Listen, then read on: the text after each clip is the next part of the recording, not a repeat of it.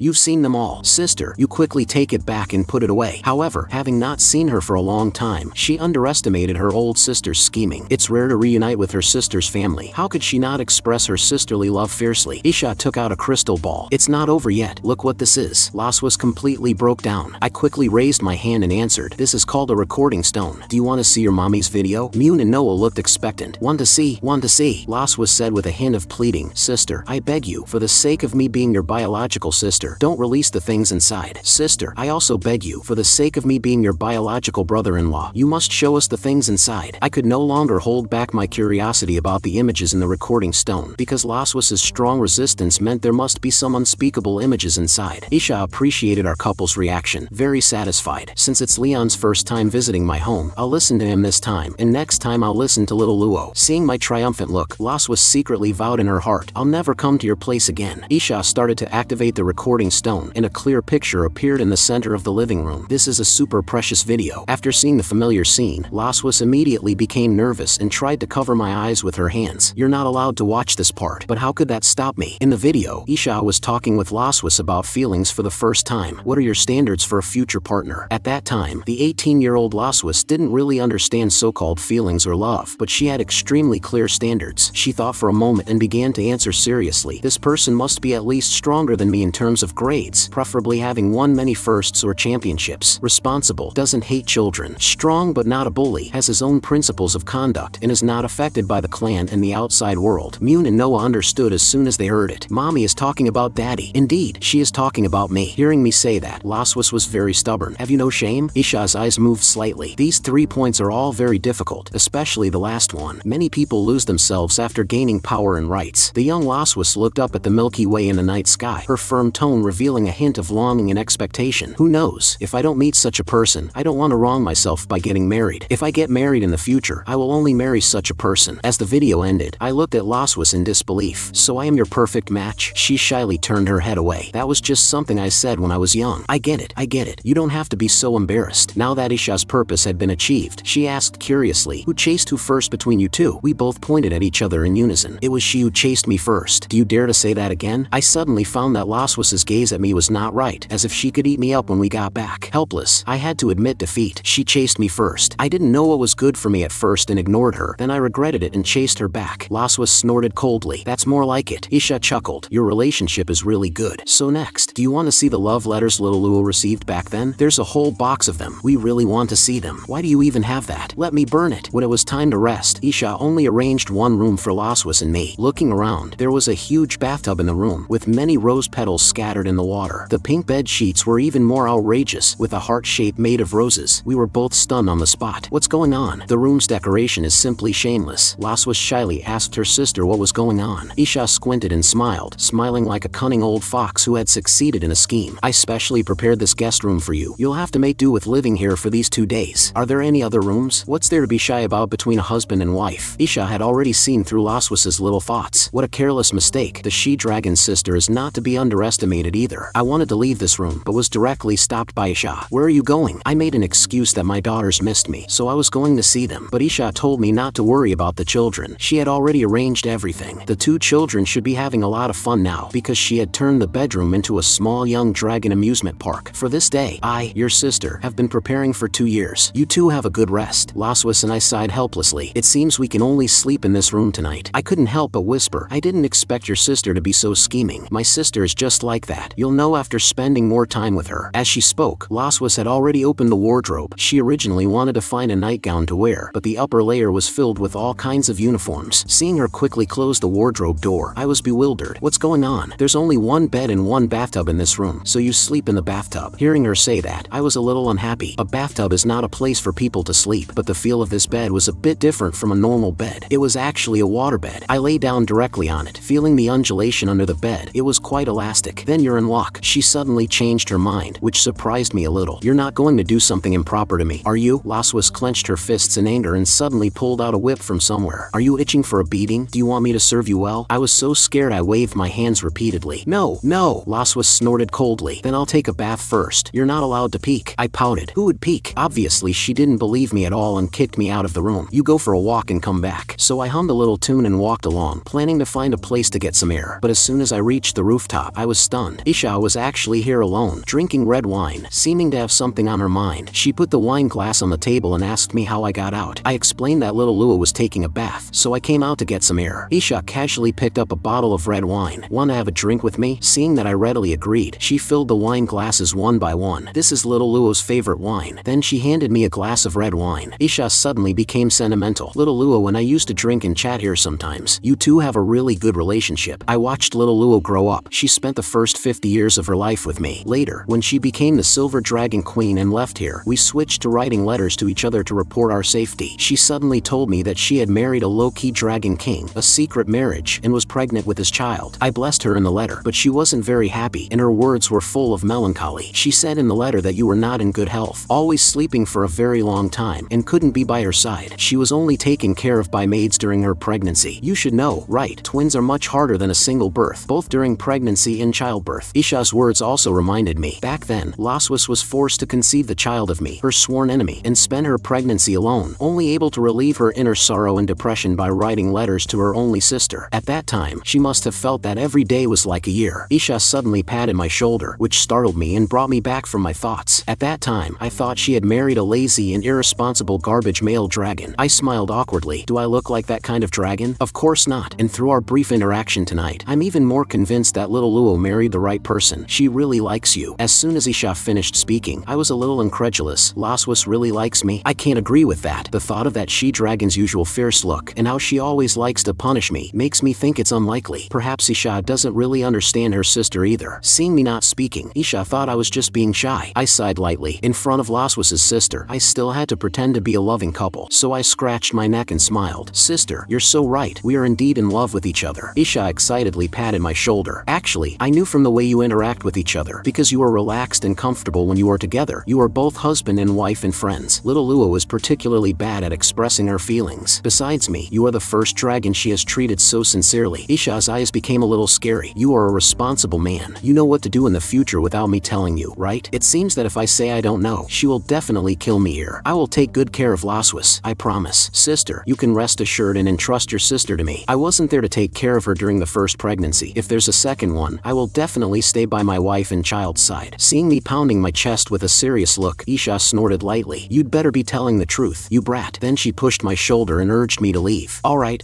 stop showing off. Little Luo must be getting anxious. Hurry back. But I had only taken a few steps before Isha called out to me. Sister, is there anything else you need to tell me? She covered her mouth and smiled wickedly. Don't be shy tonight. That room's soundproofing is particularly good. My sister's thoughtfulness is unbelievable. You are the real Silver Dragon Queen. I thank you very much. But when I got back to the room, it was very quiet. I tried to call Laswas's name softly, but there was no response. When I got closer, she was already fast asleep. Not bad, not bad. It seems I won't be tormented by her tonight. Actually, I still quite like watching Laswas sleep, especially in this quiet night, with a faint fragrance in the room. She is as beautiful as a person in a painting. Although we are sworn enemies, I have to admit this. I was a little fascinated for a while. I saw the quilt on Laswas's chest, a faint purple light flashing. Could this be the dragon sigil activating? I don't want to be tormented, but I was surprised to find that the dragon sigil on my body did not resonate. What in the world is going on? Driven by curiosity, I slowly lifted the quilt and found that the purple light was actually a purple purple ambient light. Laswa slowly opened her eyes and smiled at me. Hi your head. Hi, you scared me to death. What are you doing with a light bulb in your quilt for no reason? I found this little toy in the wardrobe just now. I thought it was interesting, so I used it to tease you. Seeing your reaction, you're not disappointed, are you? I closed my eyes tightly and shook my head. Of course not. Don't overthink it. As I spoke, I turned my back to Laswas. I'm going to sleep first. Don't talk to me. Laswas clearly saw through me and laughed. You'd better not regret it. Don't attack me in the middle of the night. Just then, Laswas's arm suddenly touched something. A black furry spider appeared in front of her, followed by an uncontrolled scream. I quickly turned around and asked what happened. A warm and soft feeling came from my arms. Laswas had already shrunk into my arms. She held on very tightly, and tears welled up in her eyes. There's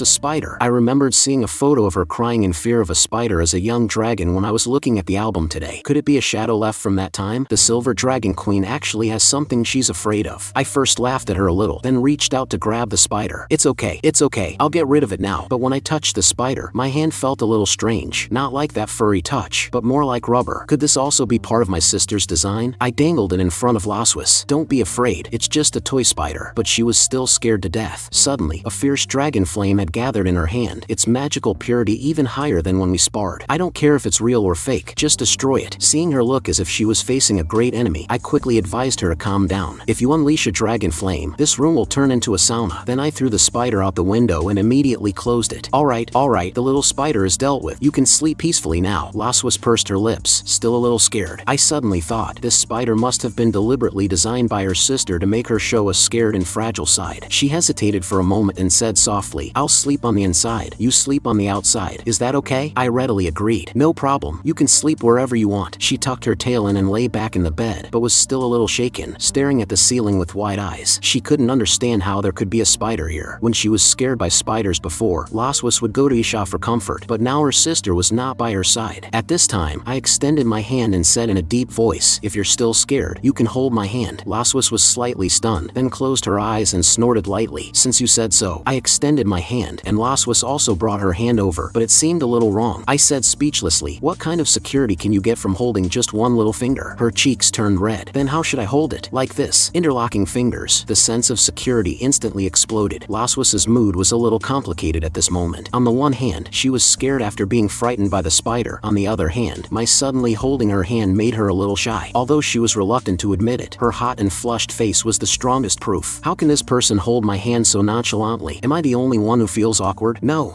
I, the Silver Dragon Queen, dare to do what I dare to bear. It's just holding hands. What's there to be embarrassed about? I'll just hold it. I asked her in a low voice, why are your hands always so cold? I'm naturally cold-bodied. You've lived for 200 years and haven't treated it. I said it's natural. Are you nervous? Why is your palm sweating? Laswas began to relax, feeling the old calluses and fine scars from long years of holding a sword on my hand. It was slightly rough but also very warm. The places where our fingers interlocked felt as if an electric current was spreading. But the night was long, and I had no intention of sleeping. I asked about her standard for a partner. It's been over 100 years. Don't take it seriously. Then what are your standards now? I don't have any standards now. After a while, I still felt no sleepiness, so I stole a glance at her. She seemed to be asleep. My hand had been in one position for a long time and was a little numb. I secretly tried to move my fingers, but this unintentional move accidentally created the illusion of stroking Laswas's back of the hand. Laswas thought to herself, this guy, just holding hands is fine. Why is he still not behaving? You're a captive, but you're really bold. Then I won't be polite either. Laswas also moved her fingers, and her warm and smooth fingertips brushed over the old wounds on the back of my hand, which also made me feel a little uncomfortable. The feeling was so strange. A feeling that couldn't be described was growing wildly in my heart. Just a tiny touch could stir each other's heartstrings. Laswas's ears were already burning hot. We both turned our heads to look at each other, then nodded in tacit understanding. Without needing to say anything, a thought flashed through our minds at the same time. I slightly got up, my right hand still interlocking with hers. The sexy nightgown slipped from her fragrant shoulders. She was unbelievably beautiful tonight. I gently leaned over, and we could both hear each other's breathing, but the dragon sigil didn't react at all. It was because the dragon sigil was a magic used to add to the fun. When both parties had the purest appreciation for each other, even without the dragon sigil, everything would happen naturally. She closed her eyes and met me, but just as I was about to kiss her, my left hand accidentally pressed some mechanism, and a small black spider suddenly fell in front of us, followed by Laswas's scream. Don't be afraid, I've already caught it. You must not release dragon flame. On the other side of the rooftop, Sister Isha had a wicked smile, thinking that we should have discovered the surprise she had prepared. Laswas was scared and snuggled into my arms. I gently stroked her little head. Don't be afraid. Don't be afraid. The spider has been thrown out by me. I just carefully checked the bed again, and I didn't see any mechanism. Laswas's body gradually relaxed, and she snuggled into my arms peacefully, letting me hold her. Her body was very soft, completely unrelated to that silver giant dragon, and today she happened to be wearing a sexy and close-fitting lace nightgown. She enjoyed this gentle embrace with a hint of shyness and embarrassment, and suddenly blurted out, "Your heart is beating so fast." I quickly explained that I was also afraid of spiders. In the end, Laswas chose to pretend nothing happened, promising that she would never let me hold her to sleep like this again, and that this matter was not to be mentioned after tonight. I also readily agreed. Unknowingly, her sleepiness came over her, and she fell asleep soundly in my arms. The next morning, the birds were chirping. Laswas was awakened by the noise and suddenly opened her eyes, then sat up with a puzzled look, unable to remember when she had fallen asleep last night. When she saw that I was not by her side, she was a little surprised. This guy actually got up so early. Laswas sat up and lifted the quilt, thinking it was better this way, because after what happened last night, she still didn't know how to face me. After all, it was the first time she had broken her own principles, exposed her weakness in front of a human, and fell asleep in my arms. She quickly put on her clothes and was about to go out after a simple wash, thinking that she had been too shameful last night and absolutely could not tell anyone. But before she had taken a few steps, she saw her sister Isha, who had been waiting at the door for a long time. "Why are you here?" Isha leaned against the door frame, her arms crossed. "My good sister, was last night exciting?" Laswas clenched her little pink fists in anger. "Very exciting. Please don't do it again next time." If 2 more spiders had appeared last night, she would have probably blown up her old sister's nest. Isha's eyes lit up, and she brought her face close to Laswas's ear. "Then the little props I prepared for you, did you use them?" "No." Isha sighed lightly. "That's a pity. Why don't you pack a few more when you go home? You can practice with them. By the way, my red dragon sanctuary still needs an heir. When are you going to have another one?" Laswas was so shy she quickly grabbed her sister's wrist. "You don't have to worry about our affairs. Let's go have breakfast first." And at this time, the 2 little dragon girls and I were already in the dining room. Mune's little face was soft and fluffy, so comfortable to pinch. When she saw her mommy and aunt coming together, she excitedly jumped off my lap. "Great, we can eat now." After everyone was seated, breakfast began. The 2 little ones ate obediently, while Laswas and I became more and more awkward. A delicious breakfast was eaten by us with a feeling of being hard to swallow. We both didn't speak, and it felt so awkward. You know, I almost kissed her last night under the influence of the atmosphere, and I even held her to sleep. At this moment, 2 different voices appeared in my mind. The little angel thought that I was throwing myself into the arms of an enemy, which was a treacherous act. The little devil felt that we were a couple. So what was this? As they spoke, they started fighting. I chewed on a piece of bread in my mouth, feeling the taste was a little bland. Just as I was about to reach for the peanut butter on the table, I accidentally touched the she-dragon's hand. It felt like an electric shock, and we both looked at each other with a bewildered expression. Finally, Sister Isha will explain the secret of the waterbed. This is the heart-pounding, emotion-accelerating big waterbed I specially customized for little Luo and them. Trigger buttons were set up on both sides of the bed. Touching the buttons will drop the toy spiders that little Luo is afraid of. The 2 of them can only avoid triggering the mechanism by hugging in the middle of the bed. So do you know what to do? It seems we were really calculated by our sister. Our hands shot back as if electrocuted. To make matters worse, the hands that touched were the same ones that had been interlocked the night before. The memory flooded back, and our faces turned red in a flash. "You go first." Isha noticed our small movements and squinted with a smile, teasing, "Is it hot in the dining room? Why are you both blushing?" Laswas was a little flustered. Isn't her sister asking the obvious? But she couldn't say anything rash in front of the children, so she could only nod and say, "It's quite hot." Isha immediately suggested, "Why don't you go back to your room for a bath after eating?" We both said in unison, "No need." Isha covered her mouth and smiled wickedly. No matter how many times I tease them, their reactions are always so interesting. At this moment, my sister suddenly asked about the friction we had with a duke from the Red Flame Dragon clan a few days ago. Laswas explained that duke's son tried to bully Noah but got beaten up instead, and then he dared to come to us for trouble and was dealt with by Leon. Thinking of that scene, I couldn't help but laugh. That dragon was so weak, I knocked him down with one punch. Isha stroked Noah's head with a doting look. "Our Noah is really amazing, but I heard that guy went back and found their leader Constantine and greatly exaggerated the matter." Laswas clenched her fists in anger. This despicable guy. Listening to the conversation between the 2 sisters, I suddenly remembered that Constantine was described as a heroic figure who expanded the territory for the dragon race in that book of dragon history. He was a relatively old dragon king, so his strength was naturally not to be underestimated. Isha also reminded us to be careful. Constantine has been very active in expanding his territory recently and may take the opportunity to cause trouble. Laswas also knew about this matter. If Constantine really attacked the Silver Dragon Sanctuary for a useless duke, then she wouldn't mind trimming the Red Flame Dragon clan a bit. After eating, we planned to set off back, because Noah had to go back to the academy tomorrow. Laswas and Isha hugged and said goodbye. "Be careful on your way back." "Okay, sister, we'll come see you again when we have time." Isha handed a gift box to Laswas. "A farewell gift for you. Open it when you get home." Then Isha knelt down to say goodbye to the 2 little dragon girls. You two eat more meat and grow up quickly. Come and play with me again next time. Then she kissed Mune and Noah's little faces. Finally, it was my turn. Out of politeness, I shook hands with Isha and did not hug her. Isha's smile became a little serious. Don't forget what you promised me. I will do as I say. Laswas on the side was bewildered, curious about what I had promised her sister behind her back. Then, she spread her wings and transformed into a giant dragon. The silver dragon flapped its wings and soared into the sky, taking us away from the red dragon sanctuary. Seeing us go far away, Isha also turned back to the sanctuary. Young dragons are so cute, I wonder when they'll have another one. She walked to that lewd suite, wanting to see the scene last night, but as soon as she opened the door, a black spider suddenly fell in front of her. Isha was startled, and when she came to her senses, she found it was the spider toy she had made. She pinched this little thing and snorted lightly. You stinking brat, so protective of your wife. At this time, I sneezed hard. It seems Isha has already discovered the surprise I specially left for her. She and Laswas were completely different from the other dragon kings I had come into contact with before. After getting along with them, I found that they were more friendly and peaceful, and also paid more attention to family. Although the dragon race's lifestyle and educational philosophy are very different from humans, they also have the purest original intention in terms of feelings, and you can feel their full love for their families from them. At this time, I muttered something under my breath. She actually entrusted her most cherished sister to me. Laswas suddenly turned her head and stared at me. What did you promise my sister just now when you were leaving? Ah, want to know? I'm not telling you. After a few hours of flying, our family of 4 returned to the Silver Dragon Sanctuary. Noah and Mune were a little tired and went back to the sister's room to sleep. We both stood at the door of our respective rooms, seemingly waiting for the other to say something. Finally, she turned the doorknob, and I took the initiative to speak. Laswas turned her head and looked over. Can you perform what was in the video yesterday for me on the spot? It was because my revenge plan for today was to use her dark history to deal a spiritual blow to her so that she couldn't sleep well. I even imitated her appearance at that time. I love to take a bath. My body is so good. Oh, rub my tail and blow bubbles. Oh.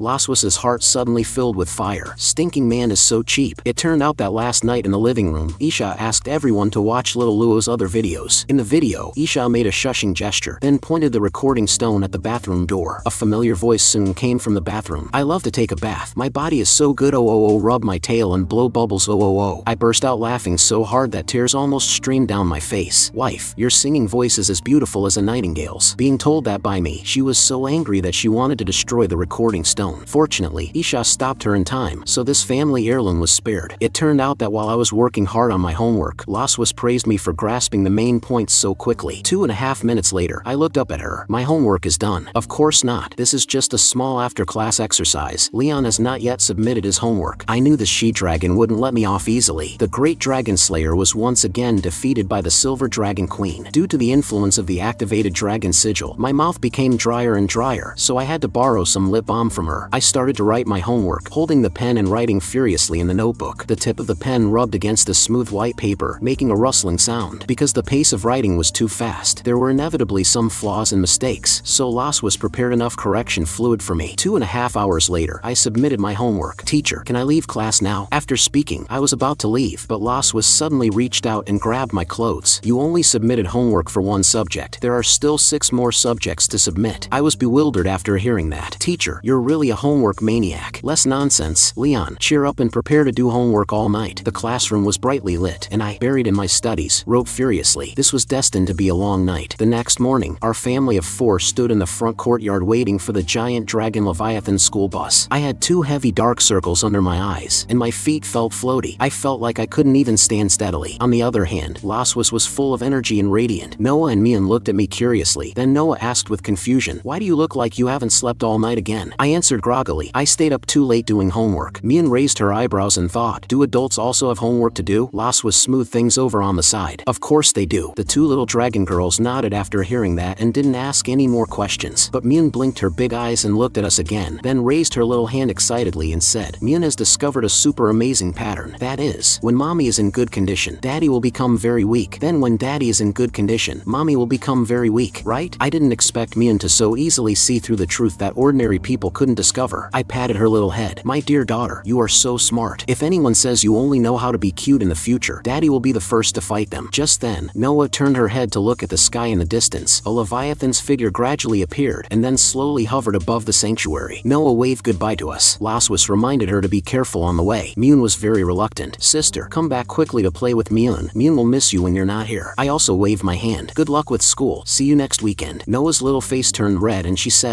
she had some something to say but kept it in her heart. I'm leaving. A pillar of light shot up from below and transported Noah to the Leviathan's back. The giant dragon slowly left and disappeared into the sky. I picked up Mune. Sister has gone to school. What are we going to do today? Mune turned her little brain and thought, Daddy always looks so weak, so he must be lacking exercise. Mommy looks very worried. Sister is not here. I have to supervise Daddy to exercise and become stronger. After making up her mind, Mune took my hand and trotted. Let's go to the practice field for a run today. Without thinking much, I nodded and agreed. Laswas found it very interesting and wanted to come and watch. It turned out that after Mune took me to the practice field to run, I explained a few simple warm-up movements to Mune, and she also learned them by imitating, but she didn't understand why she had to do them. So I told her that warming up before exercise is very important. By stretching, the body can gradually relax, increasing flexibility and reducing the risk of injury during exercise. Seeing this, Laswas also wanted to join. I saw that she had already changed into a light sportswear, her long silver hair tied into a high ponytail, and she looked tall and capable. She was also followed by a maid. Mune was very happy and clenched her little fists. I didn't expect Mommy to run with us too. Laswas bent down and rubbed her little head. Then Mune will have to do her best later. Mommy won't go easy on you. Mune said she wouldn't go easy on Mommy either. I teased Laswas on the side. You stay in the office all day and don't move much. Don't accidentally twist your ankle later. I tried to save some face for my last failure. To correct you, that was a narrow victory. I just wasn't using my full strength. Not convinced? How about another match then? Great. Daddy and Mommy are going to fight again. Mune cheered, looking every bit the part of someone who loves watching a commotion and doesn't mind stirring up trouble. I quickly knelt down and covered my daughter's mouth. Little children shouldn't always talk about fighting. It's impolite. Mune tilted her head and asked innocently, is it because Daddy can't beat Mommy? My daughter, at such a young age, had already learned how to deliver a critical emotional blow. My face instantly turned red. How could I not be able to beat her? Daddy just didn't want to hurt Mommy, so I was letting her win. Laswas lightly drew a starting line on the ground with her tail and then challenged me. You sure talk a big game. How about we compete right now to see who can run for a longer time? I rubbed my fists, ready for the challenge, and declared, let's see whose stamina is better. Then our family of three stood at the starting line. Mune stood between us, full of passion and fighting spirit. Mune will never lose. The dragon maid acted as our referee. Start. Our family of three started running. To take care of Mune, Laswas and I both deliberately slowed down, letting Mune run in the front. I turned my head and curiously asked Laswas, don't you need to tuck your tail in when you run? But she smiled very proudly, because the dragon's tail can maintain balance when running, which I can't envy. You can also show your tail. You underestimate me. I can beat you without a tail. The track of the practice field is 400 meters per lap. Mune had just started practicing and was out of breath after running 2 laps. Lying on the ground panting heavily, the dragon maid thoughtfully handed her a glass of pineapple juice. Your Highness, Mune is already very amazing. Let's cheer for His Majesty and the Prince Consort on the side. And this also meant that Laswas and I had entered the real competition stage. We both wanted to compete in everything, but the Silver Dragon clan is a race with full speed points. I have no advantage in running against her. Not to mention I had submitted 7 assignments yesterday, and after finishing cultural classes, I had to come to physical education classes. A normal person would have collapsed long ago, but since I stood on the starting line, I had no way out. For this, I bet all the dignity of a dragon slayer. I absolutely cannot lose to her here. The first sentence of the dragon slayer's creed is, born to fight, fight to the death. Half an hour later, I was so tired that I lay on the track, closing my eyes and panting heavily. It's a pity. I still lost in the end. Laswas was very happy to see me like this. Now you admit defeat, right? I stubbornly said. I don't admit defeat. Still not admitting defeat? Then get up and continue running. Let's fight another day. Give me 2 days to practice. I will definitely win you. Laswas knelt down and laughed at me. 2 days is too short. I think you can't beat me even if you practice for another 2.5 years. As she spoke, she poked my face with her tail. Loser Leon, can you perform that now? I love to take a bath. My body is so good. I'm really at a loss for words. She dragon, you're so vindictive. You're definitely going to suffer a great loss. That's how vindictive I am. Laswas turned and walked towards Mune. Let's go. Mune, Daddy is too weak. Mommy will continue to do other exercises with you. Mune trotted over, and she even turned her head to remind me, Daddy's body is too weak. You need to exercise properly. Hearing this, I was petrified on the spot. Mother and daughter are in this together, right? You just wait. 30 years east, 30 years west. Don't bully an old man for being weak. It turned out that after our family of three's running competition, at dinner, there was a table of delicious food. Mune took a spoonful of meat and carefully fed it to my mouth. Daddy, open your mouth. I opened my mouth for my dear daughter to feed me, and in the next second, I lay my face on the table. Mune was a little worried about my physical condition, but Laswas on the side teased, you're already old. Don't force yourself. If it weren't for being too tired from running yesterday, I would definitely have won against you today. Hearing me say that, Laswas held back a wicked smile. Then do you want to continue today? Hearing this, I was startled and sat up. What did you say? Then I quickly held Mune in my arms. Tonight I have an appointment with Mune to tell her a story. Mune blinked her eyes blankly. Did we have this appointment? We didn't before. before, but now we do. Laswas snorted with a laugh. Then don't tell stories too late tonight. Remember to rest early. Got it, Mommy. Mune was overjoyed. I, on the other hand, let out a long sigh of relief. On her way back to her room, Laswas caught a glimpse of a graceful figure on the balcony. Knowing that someone had come, she said, "Come out." The person who came was the dragon maid Shirley. She respectfully bowed to the silver dragon queen. Laswas asked her if there was any new news. Shirley said she had found the hiding place of Teg Laurens and his wife, but they had already left the empire a year ago. They also donated all their property to the orphanage before they left, and the cattle and sheep they raised on the farm were given to the surrounding neighbors. Laswas raised her eyebrows. Except for what? Except for a donkey. The neighbors said that when the Ted couple moved away, they specially took that very precious donkey with them. Laswas instantly thought of the donkey I had mentioned to her before. Is this donkey the family's mascot? Why is he so fond of it from childhood to old age? She was a little speechless for a moment, and even wanted to laugh a little. Laswas asked Shirley to continue searching for Teg's whereabouts outside the empire and to report any news immediately. Yes, Your Majesty, your servant takes her leave. As soon as she finished speaking, the graceful figure flashed and Shirley disappeared in front of Laswas. She walked to the balcony and looked at the distant mountains and jungles shrouded in the night, her thoughts stirring slightly. Why did Leon's master leave the empire? A few days later, Noah came home from vacation and brought back a piece of news. Family Sports Day. Noah nodded. The academy is holding a family sports day next week. It's said to be a new attempt. Sports Day. I also participated in it when I was at St. Heath Academy. Laswas also recalled the past. It's just that parents didn't need to participate back then. Then what place did Mommy get back then? Mune asked with curiosity. Laswas supported her chin with one hand and smiled, holding up one finger. Of course it was first place. Mommy is so amazing. Mune looked at me again. What about Daddy? I don't have a rank. Mune tilted her head and asked why. Because every time I participated, my total score was so much higher than the second place that the academy suspected me of cheating and did not include my score in the public ranking. Then did Daddy cheat or not? I gently flicked Mune's forehead. Of course not. Later, the academy secretly gave me a supplementary medal. I melted it down and made a gold bracelet for your grandmother. Laswas raised her eyebrows. Aren't you usually very concerned about honor and championships? You just melted it down like that? I shrugged nonchalantly. An honor that can't be taken out openly is not worth having. You have a stinking temper just like that donkey. Then she looked at Noah again. So you plan to sign up for this sports day too? This family sports day is an entertainment competition. Although the results are not counted in the usual course grades, I also want to get first place. Noah's obsession with being the best is much stronger than that of ordinary young dragons, completely inheriting the competitive nature of Laswas in me. But it's not a bad thing. Laswas and I looked at each other and both nodded in tacit understanding. Then let's participate in this family sports day together. Besides, our obsession with first place is no weaker than Noah's. Mune moved closer to her sister. Sister, I want to participate too, but this competition can only have 3 people at most. Noah couldn't do anything either. I looked at my little daughter's wilted cowlick and patted her head. Mune can be in charge of cheering. With Mune's encouragement, we will definitely get good results. Mune's eyes lit up. Mune will definitely cheer for Daddy, Mommy, and sister with all her might. Our whole family will work hard together, and winning first place in the sports day is not a problem. In order to win first place a week later, she and I came to the training ground for special training in advance. Laswas was still in that neat and simple sportswear, her long legs and curves fully revealed. The she-dragon was indeed a typical clothes hanger, looking good in anything she wore. The daughters were not up yet. She suggested we run 2 laps to warm up first. I readily agreed. During the slow run, I curiously asked her what events the Dragon Race School Sports Day had. When Laswas participated, there were the Dragon Race Endurance Triathlon, running, high jump, long jump, and so on. It sounded similar to the Human Race's Sports Day, but she told me not to be complacent. The Dragon Race's Sports Day is not as simple as I thought. I chuckled. As a dragon slayer, I'm not that simple either. But the she-dragon brought up the one thing I didn't want to hear. A few days ago, someone ran a few laps and lay on the ground unable to get up. Angry, I wished I could show her my strength right now, but I could only say in a huff, you know the specific reason in your heart. Laswas turned around and jogged in place. Then I'll give you a little more motivation. If you can win first place in this family sports day, how about I give you 7 days off? I was overjoyed after hearing that. Really? Laswas nodded. If I lie, I'm a little dog. At this moment, I felt my body instantly filled with power, and my desire for the championship had never been so strong. The school sports day championship must belong to our family. Seeing me as if I had been injected with chicken blood, Laswas was surprised. I didn't expect this trick to be so stimulating. After the warm-up phase, I sat on a long bench to rest. Laswas walked over. Not bad. Very energetic. All your joints and muscles are awake. Not just awake. It's like I've taken dragon vigor right now. Laswas felt that this sports day was held as a family unit, so there must be changes. So we not only had to practice basic physical fitness items, but also cultivate our tacit understanding. Seeing her take out a rope, my heart skipped a beat. She-dragon, what are you doing? You haven't had enough of the teacher game. Now you want to do this too? Laswas was speechless. What are you thinking in your head? Haven't you heard of a three-legged race? I know this. When I was in the Dragon Slaying Academy, the instructor also made us do this kind of training, saying it could increase the synchronization between teammates. So, Laswas wanted to start with the most basic chemistry exercise, the three-legged race. Our inner ankles were tied together with a rope, but we were too close, and it felt so awkward. I suggested we finish the practice quickly. She closed her eyes and said nothing, probably also feeling a little awkward, but as soon as I lifted my foot, I found it was stuck. She-Dragon, what are you standing there for? Why aren't you walking? You didn't say where to go. To that lawn over there. It won't hurt as much if we fall. After finally arriving at the lawn, when adjusting our running posture, our arms kept bumping into each other. I reminded her not to slow down my rhythm later, but she smiled. Thank you for telling me a joke so early in the morning. I started running and shouted the command. Laswas reacted quickly and started running with her long legs, but I was thrown behind her. As a result, I lost my balance and my body fell to the ground. I knelt down to tie my ankle. Don't you know what tacit cooperation is? You've grown so big, but you can't even keep up with my steps. I couldn't be bothered to argue with her. How about this? When I count 1, we step with our outer legs, and when I count 2, we step with our tied legs. Then I put my arm around Laswas's small waist. She blushed and looked puzzled. What are you trying to do? I explained that this could bring us closer, making it less likely to fall and also faster. She wanted to refute my approach, but after thinking about it, this seemed to be the only way for us to do the three-legged race smoothly. Just like that, the chemistry between us, one person and one dragon, started to improve little by little. To improve my physical fitness, Laswas made me do 1,000 push-ups with her on my back. This she-dragon really knows how to enjoy herself. When I was exhausted and about to give up, she made me do push-ups face to face. Seeing my arms trembling, Laswas smiled wickedly. Hold on, otherwise you'll kiss me. I gritted my teeth and persisted, absolutely not letting her succeed. Finally, 1,000 push-ups were done, almost taking half my life. Laswas's face broke into a brilliant smile. The St. Heath Academy Family Sports Day was held as scheduled. The venue was large enough to hold several human dragon wars. Vice Principal Wilson announced on the stage, the first St. Heath Academy Family Parent-Child Sports Day now begins. The audience cheered thunderously, and Mune happily waved to us. Daddy, Mommy, Sister, go for it. The person in charge of the race commentary was a beautiful and sweet-voiced dragon girl named Xiaoluo. Today, I will be reporting the race situation for everyone. The first event is the relay race. Each family sends 3 dragons, including the enrolled student, to participate. The total distance is 3,000 meters, with each person running 1,000 meters. The family with the shortest time wins. Now we will distribute the number bibs. Players who get the bibs, please put them on and go to your respective starting points to get ready. Noah handed a number bib to Laswas. Then Mommy is the first leg, I'm the second, and you're the third. Is that okay? Noah subconsciously wanted to call me Daddy just now, but she seemed a little reserved and couldn't say it. I really want to hear it again. I said I had no objection to my daughter's arrangement. The relay race was about to start, and Laswas was already at the starting line. She reminded me and my daughter that it was time to go. I looked at her and nodded, silently cheering for each other in my heart. Laswas smiled and shook the relay baton in her hand. Noah, don't be nervous. Mommy will definitely be the first to deliver the baton to you. Noah's stern little face also broke into a smile. I accompanied Noah to the second leg position. The whole time, neither of us father and daughter said anything, because Noah was very serious about this sports day, so I didn't make any lighthearted jokes to relieve her pressure. It was not until we stood at the starting point of the second leg that I said with concern, I'll be waiting for you at the third leg. Be careful not to get injured. I held out my clenched right fist. Give your old man some encouragement. Noah understood and slowly raised her little fist, gently bumping it against mine. Just like the day we took the admission test, the two fists, one big and one small, could clearly feel each other's strength. The family relay race now begins. Please, the first leg runners, stand on the starting line. The little Mune, acting as a cheerleader, shouted from the stands, Go Mommy, go! I saw the referee's fingertips gathering a ball of dragon flame. With a dazzling dragon flame exploding in the air, Laswas's silver figure shuttled like lightning, so fast that it was astonishing, causing a burst of cheers from the entire audience and the commentator Xiaoluo. The 7th runner from the Silver Dragon clan, Laswas, is leading the way. She has already taken the lead over the other opponents from the very beginning. However, in the next second, another she-dragon actually caught up. She was the 10th runner from the Electric Dragon clan, Misty. I couldn't help but sigh in a low voice. Someone can actually keep up with Laswas's speed. The skinny dog next to me snorted with disdain.